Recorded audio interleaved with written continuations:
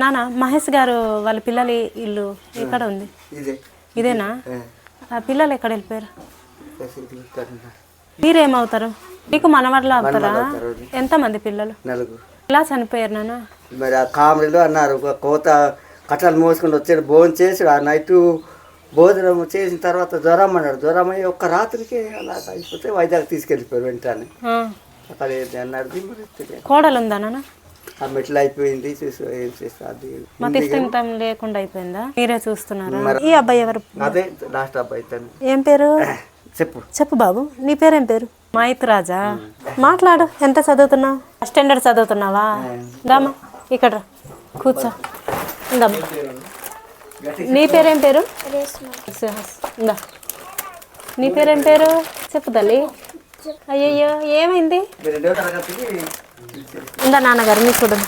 అమ్మా ఇదిగో కొన్ని సామాన్లు ఉన్నాయి, వంట చేసుకొని తినండి, సరేనా? పట్టుకో. ఇదిగో రైస్ వండుకొని తినండి. పట్టుకో తల్లి. నువ్వు పట్టుకో. ఓకే. కొన్ని సరుకులు ఉన్నాయి, ఆయిల్ ఉంది, బట్టల సబ్బులు ఉన్నాయి, స్నానం సబ్బులు ఉన్నాయి, తర్వాత కారము, పసుపు, సాల్ట్, పప్పు, కొన్ని సామాన్లు ఉన్నాయి.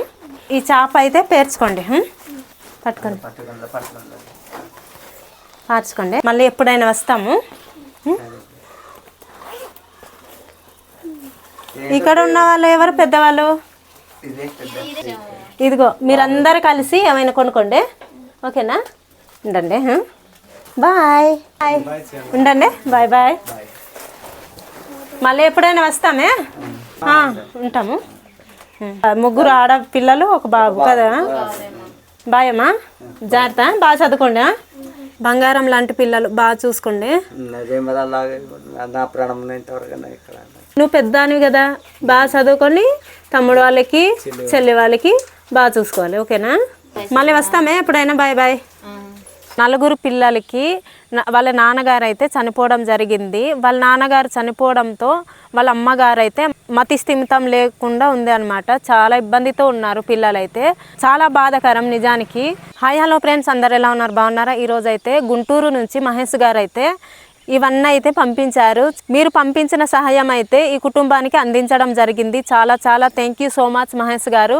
అలాగే మీకు మీ కుటుంబానికి ఎప్పుడు దేవుడు ఆశీస్సులు ఉండాలని మనస్ఫూర్తిగా కోరుచున్నాను. Thank you so much.